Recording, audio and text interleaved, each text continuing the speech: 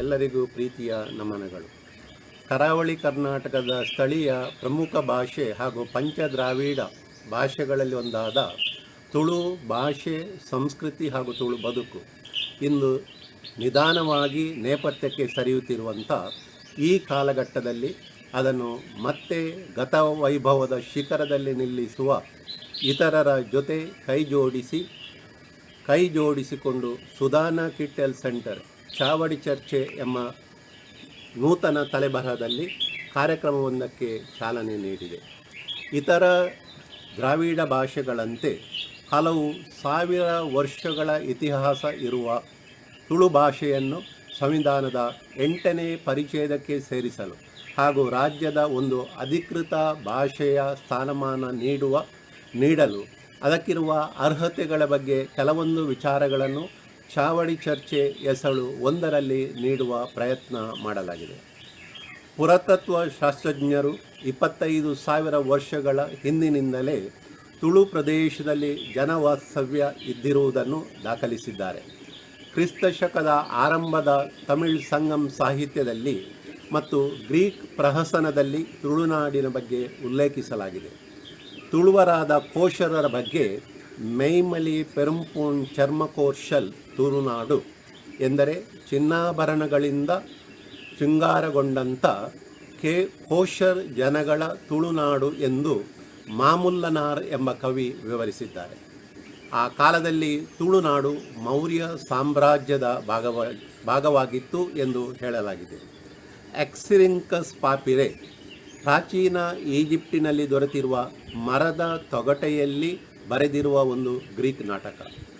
ಅದರಲ್ಲಿ ತುಳುನಾಡಿನ ಮಲ್ಫಿನಾಯಕನ ಬಗ್ಗೆ ಉಲ್ಲೇಖವಿರುವುದು ಅಧ್ಯಯನಗಳಿಂದ ತಿಳಿದಿದೆ. ರಾಬರ್ಟ್ ಕಾಲ್ಡ್ವೆಲ್ ಪ್ರಕಾರ ತುಳು ಭಾಷೆಯು ದ್ರಾವಿಡ ಭಾಷಾ ವರ್ಗದಲ್ಲಿಯೇ ಪೂರ್ಣವಾಗಿ ಬೆಳೆದಂಥ ಭಾಷೆ ಹಾಗೂ ವೈಜ್ಞಾನಿಕವಾದಂಥ ಭಾಷೆ.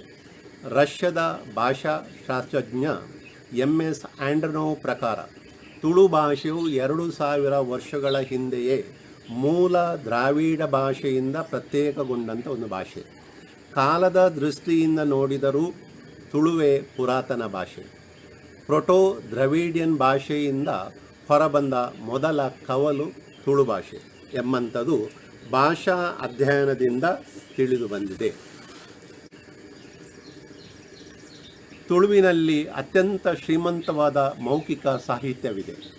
ಫಿನ್ಲ್ಯಾಂಡಿನ ಲ್ಯಾರಿ ಹ್ಯಾಂಕೋ ಮತ್ತು ತಂಡದವರಿಂದ ಸಂಗ್ರಹಗೊಂಡಂಥ ತುಳು ಸಿರಿ ಮಹಾಕಾವ್ಯ ಅಥವಾ ಪಾಡ್ದನವು ಫಿನ್ಲ್ಯಾಂಡಿನಲ್ಲಿ ಪ್ರಕಟಿಸಲ್ಪಟ್ಟಿದ್ದು ಅದು ಕ್ರಿಸ್ತಪೂರ್ವ 800ರಿಂದ ಕ್ರಿಸ್ತಪೂರ್ವ 700 ಕಾಲಘಟ್ಟದಲ್ಲಿ ಖ್ಯಾತ ಗ್ರೀಕ್ ವಿದ್ವಾಂಸ ಹೋಮರ್ನಿಂದ ಬರೆಯಲ್ಪಟ್ಟಂಥ ಈಲಿಯಡ್ ಮಹಾಕಾವ್ಯಕ್ಕಿಂತ ಕೇವಲ 5 ಸಾಲುಗಳಷ್ಟು ಮಾತ್ರವೇ ಕಡಿಮೆ ಇರುವಂಥದ್ದನ್ನು ಗುರುತಿಸಲಾಗಿದೆ.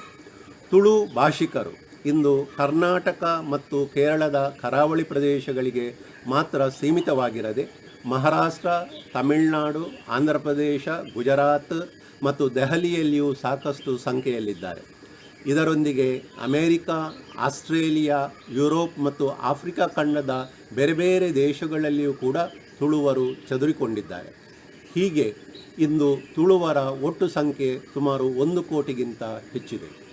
ತುಳು ಭಾಷೆ ಮತ್ತು ಸಂಸ್ಕೃತಿಯ ಅಧ್ಯಯನಕ್ಕಾಗಿ ಇಂದು ಮಂಗಳೂರು, ಮೈಸೂರು, ಕನ್ನಡ ವಿವಿ ಹಂಪಿ, ಕಣ್ಣೂರು, ಕಲ್ಲಿಕೋಟೆ, ಚೆನ್ನೈ, ಮದುರೈ, ಅಣ್ಣಮಲೈ, ಒಸ್ಮಾನಿಯಾ, ಕುಪ್ಪಂ, ವಿವಿ ಮುಂತಾದ ಹಲವು ವಿಶ್ವವಿದ್ಯಾನಿಲಯಗಳಲ್ಲಿ ತುಳು ಭಾಷೆಯ ಅಧ್ಯಯನ ಕೇಂದ್ರಗಳಿವೆ. ತುಳು ಭಾಷೆ ಮತ್ತು ಸಂಸ್ಕೃತಿಯ ಬಗ್ಗೆ ಅಧ್ಯಯನ ಮತ್ತು ಅದನ್ನು ನಾಡಿನ ಜನರಿಗೆ ಇನ್ನಷ್ಟು ಪರಿಚಯಿಸಿಕೊಡುವ ದೃಷ್ಟಿಯಿಂದ 1995ರಲ್ಲಿ ಬಂಟ್ವಾಳದಲ್ಲಿ ಸ್ಥಾಪನೆಗೊಂಡಂಥ ರಾಣಿ ಅಬ್ಬಕ್ಕ ತುಳು ಅಧ್ಯಯನ ಕೇಂದ್ರ ಮತ್ತು ತುಳು ಬದುಕು ವಸ್ತು ಸಂಗ್ರಹಾಲಯವು ಈ ಸಂಬಂಧಪಟ್ಟ ಕಾರ್ಯದಲ್ಲಿ ತನ್ನನ್ನು ನಿರಂತರವಾಗಿ ತೊಡಗಿಸಿಕೊಂಡಿದೆ. ತುಳುವಿನ ಮೌಖಿಕ ಸಾಹಿತ್ಯ ಅತ್ಯಂತ ಶ್ರೀಮಂತವಾಗಿದ್ದು ಇದರ ಅಧ್ಯಯನಕ್ಕೆ ಬೇರೆ ಬೇರೆ ದೇಶಗಳ ಭಾಷಾಶಾಸ್ತ್ರಜ್ಞರು ಮತ್ತು ಜಾನಪದ ವಿದ್ವಾಂಸರು ಈ ನಾಡಿಗೆ ಭೇಟಿ ಕೊಡುತ್ತಿದ್ದಾರೆ. ತುಳುವಿಗೆ ತನ್ನದೇ ಆದ ಲಿಪಿ ಇದೆ ಮತ್ತು ಅದರಲ್ಲಿ ಮಹಾಕಾವ್ಯಗಳು ರಚನೆಯಾಗಿವೆ. ತುಳು ಲಿಪಿಯ ಹಲವಾರು ಗ್ರಂಥಗಳು ಮತ್ತು ಶಾಸನಗಳು ಇಲ್ಲಿ ಲಭ್ಯವಿದೆ. ತುಳು ಭಾಷೆಯು ಕರಾವಳಿ ಕರ್ನಾಟಕ ಪ್ರದೇಶದಲ್ಲಿ ಯಾವುದೇ ಜಾತಿ ಜನಾಂಗ ಧರ್ಮಗಳಿಗೆ ಮಾತ್ರ ಸೀಮಿತಗೊಳ್ಳದೆ ಅವುಗಳ ಮೇರೆಯನ್ನು ಮೀರಿ ಎಲ್ಲರಿಂದಲೂ ವ್ಯಾವಹಾರಿಕ ಮತ್ತು ಸಂವಹನ ಭಾಷೆಯಾಗಿ ಸ್ವೀಕರಿಸಲ್ಪಟ್ಟಿರುವಂಥ ಒಂದು ಭಾಷೆ.